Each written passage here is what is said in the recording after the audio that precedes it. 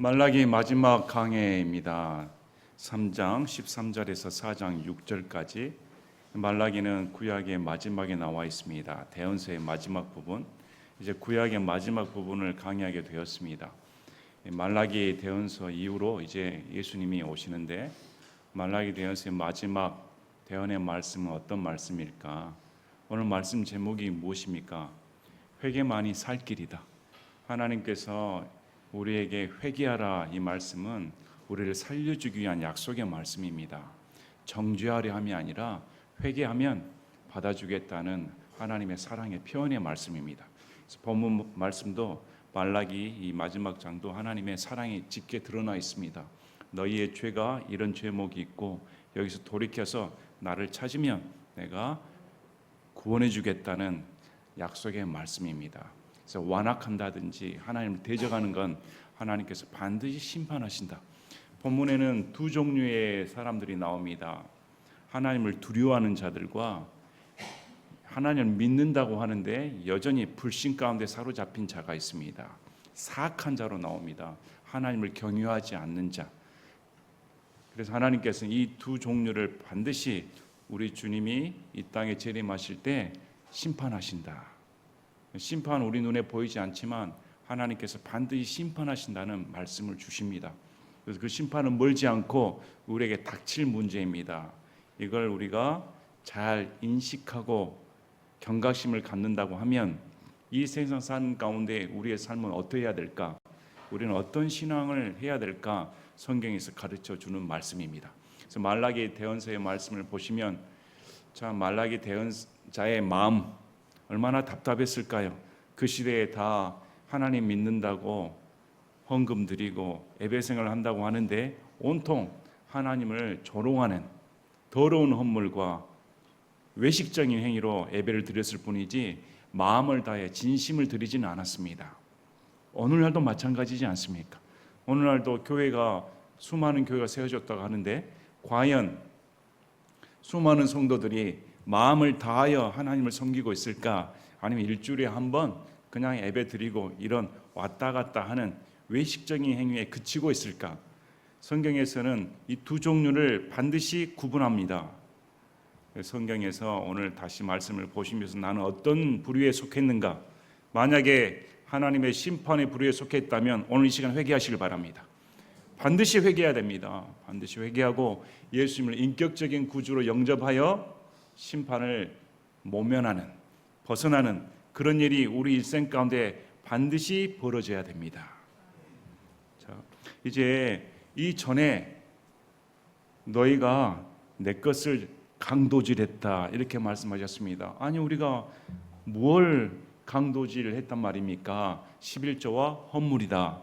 11조는 하나님께서 내 것이다. 헌물을 당연히 내게 드려야 했다. 이것은 하나님의 성전, 하나님의 집으로 불리우는 성전이 유지되기 위해서는 반드시 백성들이 11조 헌물을 드려야 했습니다. 드리질 않아 버리니까 성전이 유지가 안 되는 것입니다. 레위가 레위 활동을 못하고 자기들도 먹고 살기 위해 밭으로 나가버렸습니다. 그러니까 성전에서 예배를 드릴 수가 없지요. 하나님께서 이걸 너희들이 언약을 어겼기 때문에 내가 저주를 내렸다.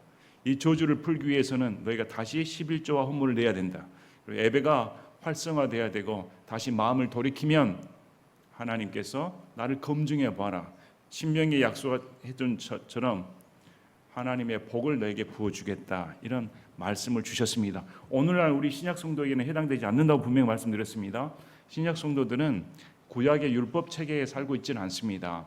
왜? 예수님이 율법의 끝마침이 되셨기 때문에 11조를 비롯한 모든 율법의 행위들은 예수님이 못 박아 버렸습니다. 그건 우리에게 해당되지 않습니다. 적용시켜서도 안 되는 것입니다. 그러나 지금 우리는 어떠해야 될까? 마음을 다해서 돈이 있는 곳이 사람의 마음이 있는 곳입니다. 하나님을 믿고 교회를 다니고 열심히 다닌다고 하는데 돈 한 번 쓰지 않는다고 하면 그 사람은 하나님을 섬기지 않는 사람입니다. 여러분 물질을 어디다 씁니까? 여러분 시간을 어디다가 활용합니까? 그 사람이 물질과 시간을 어디다가 활용하냐에 따라 그 사람 마음이 달려 있습니다. 교회가 좋고 예배가 좋으면 이 시간이 으뜸이면 이 시간 달려오지요. 그러나 다른 사회생활이 으뜸이면 이 시간 나오질 않습니다. 그러면 그 사람은 무엇이 우선순위겠습니까? 웨슬리가 말하지 않습니까? 여러분 지갑이 회개하지 않으냐면 회개하지 않는 것이다. 지갑까지 다 회개하라. 이것은 성경에서는 우리에게 우리가 하나님을 눈속임할 수는 없습니다. 우리의 마음을 다한다고 하면 어떻게 헌금하지 않을 수가 있습니까? 또 헌금 설교하니까 갑자기 낯빛이 또 성경이 사라고 하니까 성경에서는 하나님께서 즐겨이 내는 자를 내가 사랑한다. 헌금 내실 때 강압적인 것 때문에 또 다른 사람 눈치 때문에 내 위신 때문에 헌금을 드린다 하면 낭비하는 거니까 그냥 혼자 쓰시길 바랍니다. 진짜 하나님이 좋아서 교회를 섬기기 위해 우리 성도들을 먹이기 위해 내가 너무 형편이 힘들지만 그래도 하나님께 드립니다 하면 하나님께서 얼마나 귀하게 보시겠습니까? 자, 이제 13절 보시길 바랍니다. 주가 말하노라. 계속 말라기는 먼저 하나님께서 선언하시고 거기에 대한 백성들의 반박의 말을 예상하시고 다시 그 반박의 말에 대한 답을 해주는 형식으로 나갑니다. 질문과 답변의 형식으로 이렇게 대언의 말씀이 연이어갑니다. 여기서도 나옵니다. 주가 말하노라. 너희의 말들이 완악하게 나를 대적하였는데도, 자, 너희의 말들이 완악하게 나를 대적했다. 그러면 이 사람들은 하나님 믿는다고 하면서도 입술로 하나님을 대적하고 있다는 것입니다. 신앙생활을 한다고 하는데 하나님을 대적하고 있다, 이런 뜻입니다. 그런데 너희가 말하기를 우리가 무슨 말을 그리 많이 하여 주를 대적하였나이까. 하나님을 대적하는 말을 한 적이 없는데 우리가 그렇게 말을 많이 했습니까? 아무리 생각해봐도 하나님을 대적하는 완악한 말을 한 기억이 안 나는데요. 이렇게 말을 하니까 이제 하나님께서 나열을 해갑니다. 이런 말들로 나를 완악하게 대적했다. 자, 너희가 말하기를 하나님을 섬기는 것이 헛되다. 이렇게 하나님을 섬겼는데 하나님을 섬겨봤자 아무것도 아니더라. 우리가 군대들의 주 앞에서 그분의 규례를 지킨 것과 애통하는 마음으로 걸은 것이 무슨 유익이 되리요? 율법을 지키고 애통하는 마음으로 하나님께서 원하시는 길을 걷는 것이 유익이 없더라. 자, 이들은 뭘 따라가고 있습니까? 유익을 보고 쫓아갔습니다. 복을 보고 쫓아갔다는 것입니다. 오늘날 기복신앙이 비난받아야 마땅합니다. 신앙생활을 하면서 조금이라도 자신에게 유익이 안 되면 이거 하나님 섬기는 거 헛된데? 병 고치 받는다고 했잖아. 교회에 오면 하나님께서 11조 내면 잘 살게 해준다고 했잖아. 근데 내 삶이 안 풀려. 하나님 믿는 거 헛되다. 교회 생활 헛되다. 애통하는 마음, 세상과 구별되어 애통하는 마음 성결하게 살려고 하는데 이러면 하나님이 이뻐 보실 줄 알았는데 여전히 나는 이전의 삶과 똑같더라. 하나님을 섬기는 것이 무슨 유익이 있는가? 자, 이 말이 하나님을 대적하는 말이다. 여러분 가운데 많이 있지 않습니까? 여러분 가운데도 신앙생활하고 새벽기도하고 열심히 하는데 왜 내 삶이 풀리지 않는가? 하나님을 섬기는 것이 무슨 유익이 있는가? 내가 하나님을 위해서 이렇게 헌신하였는데 오히려 안 믿는 자들이 더 잘 된다고 하면 이건 뭔가 잘못된 일이 아닌가? 여러분은 무슨 목적으로 하나님을 섬기고 있습니까? 이것이 완악하게 나를 대적하고 있다. 자, 15절에 지금 우리는 교만한 자들의 행복하다 하며 교만한 자가 행복하더라. 하나님 앞에 겸손했는데 겸손이라고 해서 뭐 물질이 나옵니까? 내 마음이 기쁩니까? 희락이 넘칩니까? 가정이 화평화됩니까? 아무것도 일어나지 않더라. 오히려 세상 가운데 돈을 자랑하고 자기 지위를 자랑하는 자들이 더 행복하더라. 악을 행하는 자들은 세워졌고 세상 돌아보시길 바랍니다. 지금 뭐 우리나라 정치뿐만 아니라 위세 뜨는 사람들 보시기 바랍니다. 저렇게 어떻게 낯짝이 두꺼워도 대낮에 거짓말을 저렇게 서슴없이 할 수가 있을까? 거짓말을 하고 범죄자들이 더 잘 살더라. 그러니 백성들이 뭘 보겠습니까? 선하게 살아봤자 소용이 없더라. 소위 말하는 교회 지도자들의 불륜, 횡령, 그러면서도 아직도 교회 지도자로 작정하는 모습을 보면 교회에 도덕성이 없습니다. 교회도 다 그런가 보다. 다 죄인 아닌가? 죄인이나 다 죄를 짓고 있으니까 다 묵과해버립니다.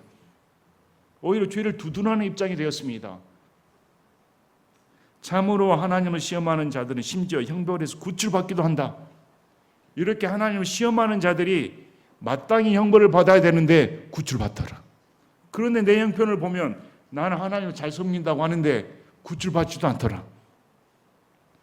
이들은 두 가지 자가당착에 빠졌습니다. 첫째, 자기의에 빠졌습니다. 나는 하나님을 잘 섬긴다. 그러니 마땅히 하나님 나에게 이렇게 응대해 줘야 된다. 두 번째는 자기가 이런 하나님을 대적하는 말을 하면서도 그게 죄인 줄 모릅니다. 그래서 하나님께서는 너희들이 나를 이런 완악한 말들도 나를 대적하고 있다. 우리의 신앙생활을 살펴봐야 됩니다. 예수님 믿는 사람도 마찬가지입니다. 우리 신약 성도들 보시기 바랍니다. 신약 성도들 가운데, 사도들 가운데 이 땅의 복을 약속한 사도들은 단 한 명도 없습니다.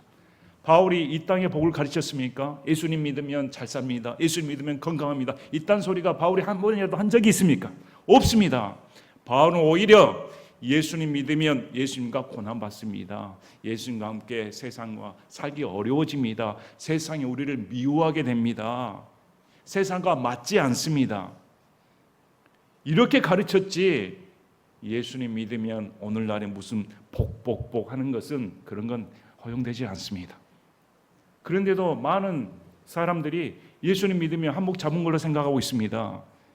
그래서 쉽게 말해 여러분의 삶이 조금이라도 힘들어진다든지 병이 찾아온다든지 고난이 찾아오면 입술로 하나님을 대적해 버립니다. 완악하지 않습니까? 하나님 믿는 거 소용이 없더라. 이것이 너희가 나를 대적하고 있다. 여러분은 대적하고 있지 않습니까? 우리의 삶이 이 모양 아닙니까? 그런데 보시길 바랍니다. 이런 사람들이 모여서 속닥 하고 있었다. 그때 주를 두려워한 자들, 그래서 교회 내에서는 두 부류가 있습니다. 이렇게 예수님 믿는다고 하는데 이 사람들은 예수님과 인격적인 교제가 없는 사람들입니다. 예수님을 한낱 자기의 복주머니 생각하는 사람들입니다. 예수님을 이용해 먹는 사람들입니다. 교회 내에서도 이런 사람들이 있습니다. 이런 무리들은 모였다 하면 이런 소리를 한다는 것입니다. 우리 에베소서 4장 29절에 부패한 대화는 결코 너희 입 밖으로 내지 말고 오히려 세워주는 일에 쓸 좋은 것만을 말하여 그것이 듣는 자들에게 은혜를 끼치게 하라. 모이면 하나님을 높이고, 모이면 교회의 성도들을 걱정하고, 모이면 교회의 발전을 위해 어떻게 고민하고, 이렇게 모여서 하나님을 위한 언어를 행사해야 할 텐데 모였다 하면 부패한 말, 세상 돌아가는 일, 솔직히 교회에서 정치액이 달갑지 않습니다. 정치가 우선이지 않으니까. 교회에 일단 오면 하나님을 어떻게 섬길까? 온 성도들은 어떻게 할까? 어떻게 우리가 하나님 말씀에 서 있어야 될까? 우리가 어떤 점에서 부족할까? 이것이 우선이 돼야 될 텐데 모였다 하면 세상 돌아가는 얘기, 모였다 하면 돈 얘기, 물질 얘기하면 그 자리를 피하시길 바랍니다. 우리 마태복음 12장 34절부터 37절까지, 마태복음 12장 34절에서 37절. 오 독사들의 세대야, 너희가 악하니 어찌 선한 것들을 말할 수 있느냐? 입은 마음에 가득한 것을 말하느니라. 사람이 마음에 품은 것을 입을 통해 말로 하는 것입니다. 그래서 그 사람이 말을 한 거 들어보면 그 사람 마음에 무엇이 들어있는지 알 수 있다고 성경은 말합니다. 돈을 좋아하는 사람들은 항상 입에서 돈 얘기밖에 안 합니다. 음란한 사람들은 항상 입에서 음란한 얘기밖에 나오지 않습니다. 술을 좋아하는 사람은 항상 술 얘기밖에 나오지 않습니다. 세상에 정신이 팔린 사람은 입에서 나온 말들이 정치 얘기밖에 안 합니다. 그러나 하나님을 사랑하는 사람, 예수님을 경외하는 사람들은 관심이 예수님이고 하나님이니까 나오는 말이 항상 하나님, 하나님, 예수님, 예수님, 교회 얘기밖에 나오지 않는다는 것입니다. 여러분은 모였다 하면 무슨 얘기를 하십니까? 성도들은 모였다 하면 어떤 얘기가 주제가 됩니까? 선한 사람은 마음의 선한 보고에서 선한 것들을 내고 악한 사람은 악한 보고에서 악한 것들을 내느니라. 그러나 내가 너에게 이르노니 사람들이 무슨 쓸데없는 말을 하든지 심판날에 그것에 대하여 회개보고를 하리라. 우리의 말을 하나님이 기록하시고 그걸 너는 회개보고해야 된다. 그래서 말을 함부로 내뱉지 마시길 바랍니다. 함부로 하나님께 신앙생활을 한다고 그냥 하나님을 저주하는, 하나님을 조롱하는 말을 해서는 절대 안 되는 것입니다. 그래서 마태복음 12장 37절에 이는 내 말들로 내가 의롭다고 인정받을 것이며 내 말들로 내가 정죄받을 것이기 때문이라 하시니라. 보시길 바랍니다. 마음에 품은 것이 말로 나오니까 네 말로 네가 의롭게 되고 네 말로 네가 정죄받게 된다. 신앙이 신실하다는 사람은 세상과 상관없이 나의 형편과 상관없이 예수님께서 십자가에 못 박히신 그 공로 은혜 때문에 세상이 나를 조롱하고 핍박하고 내 삶이 무너져도 하나님만을 신뢰한다는 것입니다. 그러나 이런 인격적인 교제가 없고 겉모습만 피상적으로 신앙생활을 하는 사람들은 자기 삶이 조금이라도 위태롭게 되면 이런 이스라엘 백성처럼 하나님 믿는 거 헛되더라. 모여서 하는 소리가 다 그 소리라는 것입니다. 불씨만 쌓여갑니다. 여러분 성도들이 여러분들도 모임을 가졌을 때 교제를 나눌 때 무슨 얘기가 주제인가 잘 생각해 보시길 바랍니다. 함부로 말을 해서는 안 되겠습니다. 이분 내 것이니까 내 마음대로 한다. 아니요. 그때 그날 너는 책임져야 된다. 이것이 하나님께서 들으신다고 말합니다. 자 16절에 그때 주를 두려워한 자들이 서로 자주 말하며 주께서 귀를 기울여 그것을 들으시고 하나님은 다 듣고 계십니다. 이스라엘 사람들은 하나님이 어디가 계셔? 하나님 섬기는 거 이거 헛된 거 아닌가? 그런데 그 와중에서도 하나님은 너희들이 무슨 말을 하고 있는지 내가 다 듣고 있다.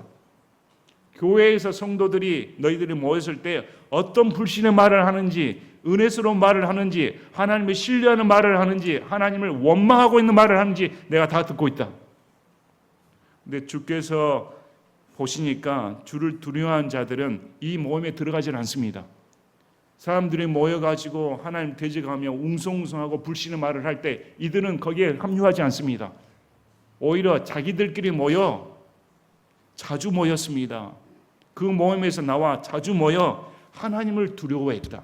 하나님의 이름을 기억했다. 그래서 교회에서도 마찬가지고 그 당시에 이 두 종류가 있는 것처럼 교회 내에서도 스스로 성도라고 착각하는 자들이 있습니다. 그러나 진정한 성도는 하나님을 완전히 신뢰한다. 하나님은 그 말을 들으신다. 들으시고 자신의 이름을 생각한 자들을 위해 자기 앞에서 기념책을 기록하셨느니라. 왜 지금 말라기 대언자가 이런 말씀을 주셨을까요? 말라기 대언자는 이스라엘 백성을 향해 지금 상대로 말하고 있습니다. 이스라엘 너희들이 지금 포로 생활에서 귀환하여 하나님의 대언의 말씀이 성취된 걸 보고 풍요롭고 1등 국가가 되는 줄 알았는데 여전히 가난과 궁핍에 시달리면서 이렇게 신앙생활 하는 거 보니 하나님은 우리를 버리셨나 보다. 하나님을 믿고 이렇게 신앙생활 해봤자 강대국들이 훨씬 더 잘 살더라. 이런 불신에 빠진 성도들에게 하나님께서 반드시 내가 그대로 심판한다. 나는 심판주의다. 너의 행동을 달아보고 있다. 이렇게 말씀하시는 것입니다. 그리고 하나님께서 나를 두려워한 자들을 위해 기념책을 마련하여 거기에 기록해 주겠다. 이 기념책에서는 두 가지 해석이 있습니다. 첫째, 이 기념책이 어린 양의 생명책이다. 이렇게 주장하는 부류가 있고, 두 번째, 우리들의 행위, 신앙의 행위를 적는 그런 기념책이다. 만약에 어린 양의 생명책이라 하면 저와 여러분은 반드시 어린 양의 생명책에 기록되어 있어야 됩니다. 그 방법은 유일하게 예수님께 나와 예수님을 구주로 영접하고 남은 삶을 예수님 위해 살겠습니다. 결단하고 반드시 회개해야 됩니다. 삶에 전환이 없는 회개는 가짜입니다. 회개는 삶의 방향이 틀어져야 됩니다. 우리 대언서의 말씀을 다 보셨습니다. 대언서의 말씀 중에 계속 하시는 말씀이 뭘까요? 돌이키라, 돌이키라, 돌이키라. 너의 삶에서 돌이키라. 이것이 회개입니다. 여전히 죄 가운데 삶에 있으면서 나는 회개했다 하면 그는 자신을 속이는 자입니다. 자, 군대들의 주께서 말씀하시니라. 내가 나의 보석들을 만드는 그날에 그들을 나의 소유로 삼을 것이요 또 사람이 자기를 섬기는 자기 친아들을 아끼는 것 같이 내가 그들을 아끼리니. 대다수가 불신에 빠져서 하나님을 대적했습니다.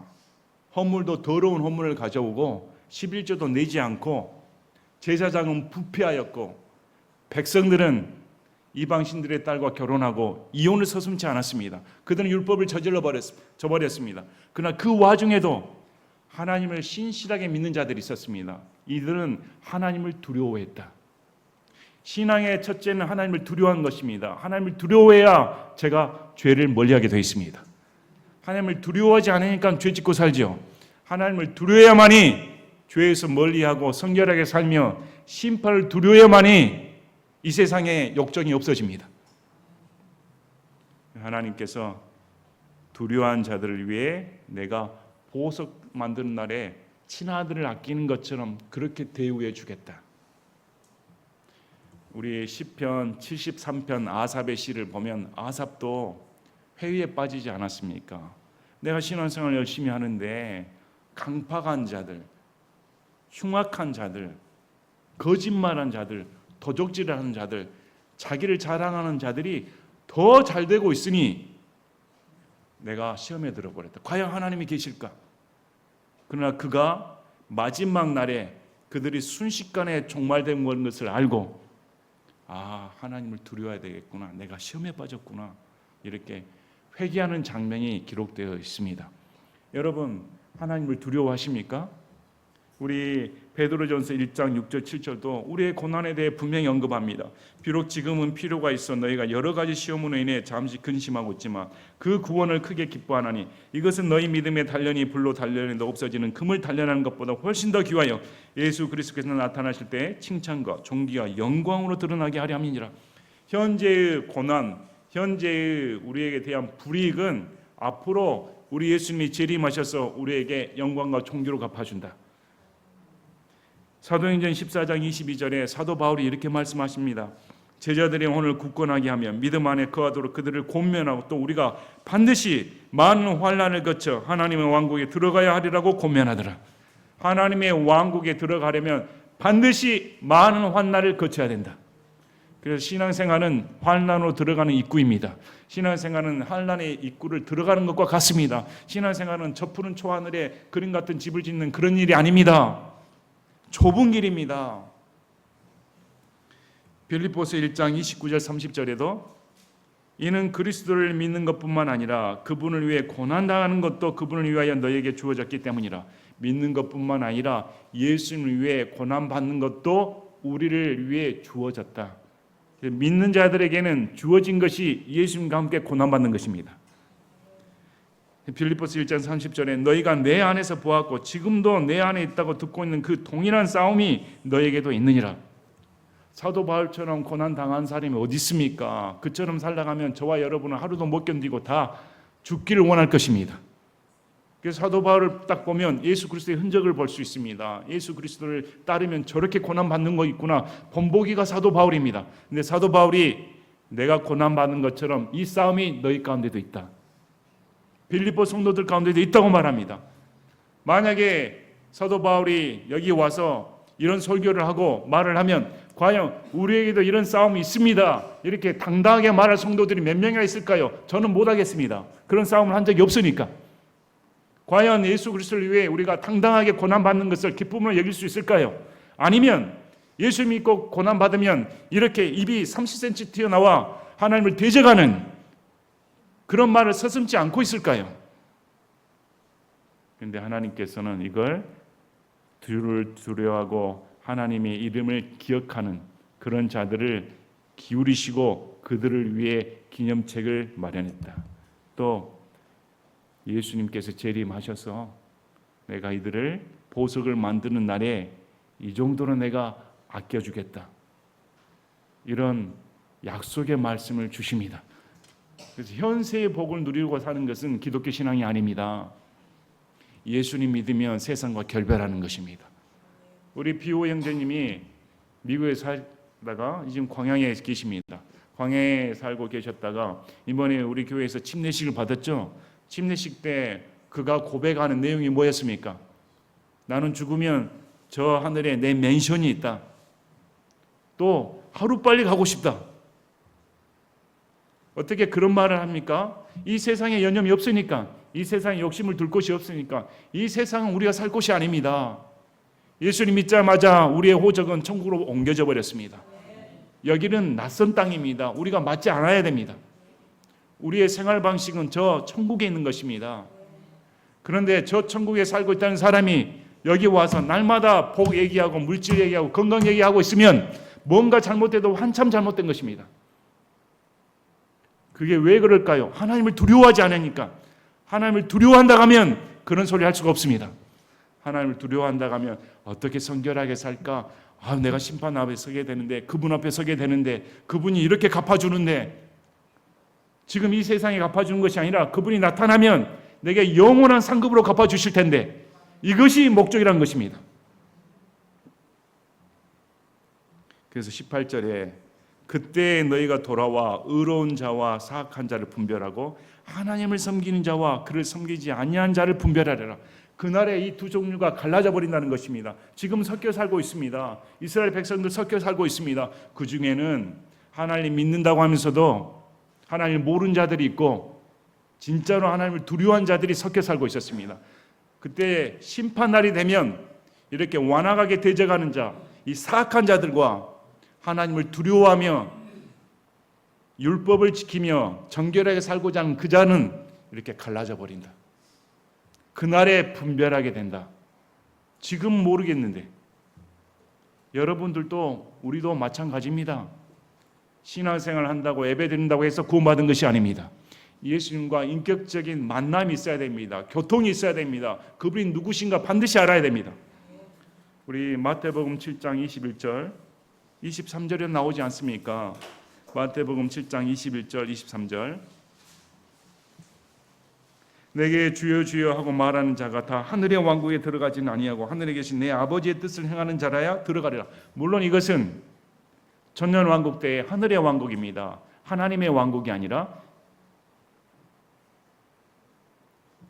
그날에 많은 사람들이 내게 이르기를 주여 주여 우리가 주의 이름으로 태어나지 아니하였나이까 주의 이름으로 마귀를 내쫓지 아니하였나이까 주의 이름으로 놀라운 일들을 행하지 아니하였나이까 연거푸 주의 이름으로 주의 이름으로 주의 이름으로 말합니다. 자신의 이름으로 하지 않았다는 것입니다. 저는 예수님 잘 믿었습니다. 예수님의 이름으로 다 행했습니다. 예수님의 이름으로 병을 고치고 마귀 내쫓고 대언했습니다. 얼마나 훌륭한 사람입니까? 얼마나 뛰어난 영적인 능력을 가진 사람입니까? 그런데 그때 내가 그들에게 밝히 말하되 내가 너희를 결코 알지 못하였노라. 불법을 행하는 자들아 너희는 내게서 떠나라.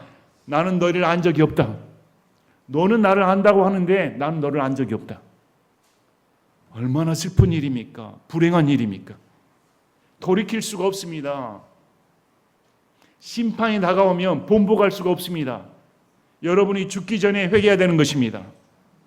지옥에 가버리면 출입구가 없습니다. 닫혀져 버립니다. 탈출할 수가 없습니다. 한 번 영원히 빠져버리면 헤어날 수가 없는 것이 지옥입니다. 지금 하나님 앞에 이 예수님이 누구신가? 이 예수님이 어떤 분이신가? 회개하라고 성경은 말합니다. 사악한 자와 하나님을 따르는 의로운 자는 그날에 반드시 갈라진다.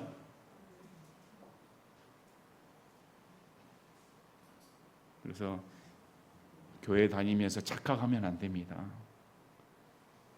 착각하시면 안 됩니다. 자기가 구원받았다고 착각해서는 안 됩니다. 자기 양심에 비추어서 나는 진짜 예수님이 나의 주님이신가? 진짜 나는 예수님을 위해 이 세상을 덧없구나. 예수님이 이 세상으로부터 나를 구출하기 위해 죽으셨구나. 이 세상은 정말 더럽구나. 속히 이 세상을 떠나고 싶다. 이 사람이 진짜 구원받은 사람입니다. 자, 4장 1절에 보라 화덕같이 불태운 날이 오리니 참으로 교만한 모든 자들과 사악하게 행하는 모든 자들이 지푸라기가 되리라. 다가오는 그날에 그들을 불태우고 그들에게 뿌리와 가지를 남기지 아니하리라. 군대들의 주가 말하노라. 지금은 너희 멋대로 하나님을 대적하고 있었지. 완악하게 나를 대적하고 있는데 그날 주의 날이 오면 뿌리, 가지까지 아예 원초적인 것까지 싹 없애버리겠다. 아예 뿌리째 사악한 자들 다 뽑아버리겠다. 불로 태워버리겠다. 하나님의 심판은 두려운 것입니다. 하나님의 심판은 무섭습니다. 이 하나님의 심판이 두렵다고 하면 하나님을 대적하는 말을 할 수가 없습니다. 여러분들이 신앙생활하면서도 마음으로 또 하나님을 대적하며 하나님을 불평하며 원망하며 마치 하나님이 옆집 친구처럼 그렇게 쉽게 하나님의 놀라운 권위를 실추시키는 그런 죄를 서슴없이 저지르지 않고 있는데 하나님께서 다 듣고 계시고 심판하신다. 예수님 믿는 사람은 절대 하나님을 원망한다든지 불평불신한다는 말을 함부로 내뱉어서는 안 되는 것입니다. 그래서 지금 이렇게 이스라엘 믿는다고 하면서 하나님을 대적하는 이 이스라엘 백성들이 그날에는 화덕에 불같이 다 지푸라기가 태워버리면, 여러분 시골에 가서 아궁이에 불 때 보신 적 있습니까? 이 지푸라기를 하면 얼마나 그냥 순식간에 타버립니다. 흔적도 남아버리지 않습니다. 그러니 이 사악한 자들이 어떻게 버티겠습니까? 여러분 눈에 형통하게 되고 잘 나가고, 요즘 죄를 지을수록 사기칠수록 더 잘 나가지 않습니까? 그런 자들이 이 세상의 전부일까? 이 세상의 전부인 사람은 그렇게 살지요. 그리고 그 끝은 지옥 형벌입니다. 예수님 믿는 사람은 그런 불에 휩쓸리지 않습니다. 그러니까 삶이 팍팍합니다. 손해 볼 때가 많습니다. 그래도 하나님이 영원한 것으로 갚아준다. 지혜가 있고 청명이 있고 영원한 관점에서 보면 우리가 이득입니다. 이 세상에 손해 보는 것이 이득이라는 것입니다. 4장 2절에 그러나 내 이름을 두려워하는 너희에게는, 자, 따로 모여서 우리는 불신의 말을 내뱉지 않겠습니다. 성도들 가운데 날마다 하는 얘기가 세상 돌아가는 얘기면 저는 무리에 뜨지 않겠습니다. 여러분이 영적이고 하나님을 사랑하고 예수님을 주인으로 섬긴다고 하면 그 말을 견딜 수가 없습니다. 그 무리에 들어서 하나님을 못 오가고 하나님을 조롱하는 말을 견딜 수가 없는 것입니다. 진짜로 믿는 자라면. 이런 자들은 의의 해가 자기 날개들 안에 병고치는 능력을 가지고 떠오르니 너희가 나가서 외양간에 송아지같이 자라리라. 이 세상에서 멸시받고 힘들고 삶이 그렇게 녹록지 않은데 의로운 해가 비추는 것처럼 너희 삶 가운데 비춰서 너희의 모든 병, 육체적인 질병뿐만 아니라 모든 삶 가운데 나를 괴롭히는 모든 것들이 다 고침을 받고 외양간에 송아지같이, 송아지 얼마나 팔팔 뛰겠습니까? 그렇게 힘차게 뛰쳐나가는 그런 일을 내가 약속해 준다. 이렇게 말씀하십니다. 그래서 신앙생활에는 공짜가 없습니다. 또 신앙생활에는 보상이 없을 수가 없지 않습니다. 우리는 상급을 바라보고 뛰어야 됩니다. 내게 베풀어질 그 상급을 뛰고 열심히 뛰시길 바랍니다. 이 세상의 보상이 아니라 저 천국에서 나를 위해 주실 그 상급을 바라보길 진심으로 바랍니다. 또 너희가 사악한 자들을 바라보니 내가 이 일을 행하는 날에 그들이 너희 발바닥 밑에서 채가 되리라. 군대들이 주가 반하더라. 너희가 사악한 자들을 밟아버리는 그런 일이 벌어진다. 너희는 내가 호렙에서 온 이스라엘 위에 내 종 모세에게 명령한 모세의 율법을 법규들과 판단의 규범들과 함께 기억하라. 이스라엘 백성에 주신 말씀입니다. 율법을 등한시하고 이방신들의 딸과 결혼하며 율법에 그만 이혼을 하였습니다. 또 율법에 그만 더러운 헌물을 하나님께 들고 나왔습니다. 그래서 하나님께서 너희는 율법으로 돌아와라. 하나님을 경외해라. 이렇게 말씀하십니다. 보라, 크고 두려운 주의 날이 오기 전에, 심판의 날이 오기 전에 내가 대언자 엘리야를 너희에게 보내리니 그가 아버지들의 마음을 자식들에게 돌아오게 하고 자식들의 마음을 그들의 아버지들에게 돌아오게 하여 내가 와서 저주로 그 땅을 치지 아니하게 하리라. 자, 심판의 날이 오기 전에 대언자 엘리야를 먼저 보내주겠다. 그리고 엘리야가 너의 마음을 이렇게 한 마음 되게 해주겠다 말씀을 해주시는데, 이 엘리야가 누구라고 예수님 말씀하십니까? 마태복음 11장 14절에 만일 너희가 그것을 받아들여야 한다면 와야 할 엘리야가 곧 이 사람이니라. 우리 예수님이 침례자 요한이 엘리야다 이렇게 말씀합니다. 그러면 엘리야가 환생한 것입니까? 아니죠. 침례자 요한이 환생한 엘리야가 아니라 사역이 같다는 것입니다.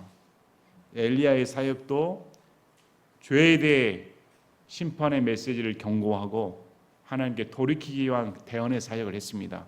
마찬가지로 침례자 요한도 회개의 침례를 베풀었습니다. 회개의 침례를 베풀고 예수님을 소개하는 그런 역할을 했습니다. 그래서 뒤에 보면 아버지들의 마음을 자식들에게 돌아오게 하고 자식들의 마음을 그들의 아버지들에게 돌아오게 하여 아버지들 자식들입니다. 그래서 항상 킹제임스 성경이 우수합니다. 킹제임스 성경은 복수 형태입니다. 개역 성경은 아버지들을 아버지라고 말해 버렸습니다. 그러면 복수 형태로 해버리면 이 아버지가 누구인가 헷갈릴 수가 있습니다. 또 이단들이 좋아하는 말이기도 합니다. 그러나 성경에서 킹제임스 성경처럼 아버지들은 인간입니다. 이것은 이스라엘에서 흔히 사용하는 속담입니다. 아버지들의 마음을 자식들의 마음, 자식들의 마음을 아버지들의 마음 돌린다는 말은 한 마음이 되게 해주다는 속담입니다. 하나의 마음으로 해주겠다. 더 이상 분열이 생기지 않는다. 집안 가운데 부모의 마음과 자식들의 마음이 한 마음이 되면 그 가정은 하나 아닙니까? 집안에서 분열이 일어나는 이유가 뭡니까? 마음이 다르니까. 아버지 생각 따로 내 생각 따로. 아버지나 나오는 세대 차이가 나. 아니 5대 차이가 나. 근데 엘리야가 와 마음이 하나 되게 하겠다. 다 하나님 안에서. 이런 화평의 날이 온다고 성경 말합니다. 그리고 그렇게 돌이키면 내가 저주로 땅을 치지 않겠다. 자, 이게 지금 말라기 대언서의 마지막 말씀입니다. 말라기 대언서의 마지막 말은 무슨 말입니까? 내게로 돌아오라는 것입니다. 내게로 돌아오면 내가 저주를 내리지 않겠다. 우리 요한복음 3장 17절에서 20절. 요한복음 3장 17절에서 20절.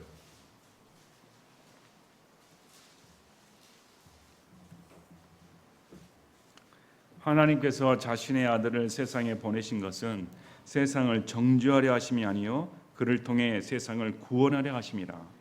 그를 믿는 자는 정죄를 받지 아니하나 믿지 아니한 자는 하나님의 독생자의 이름을 믿지 아니하였으므로 이미 정죄를 받았느니라.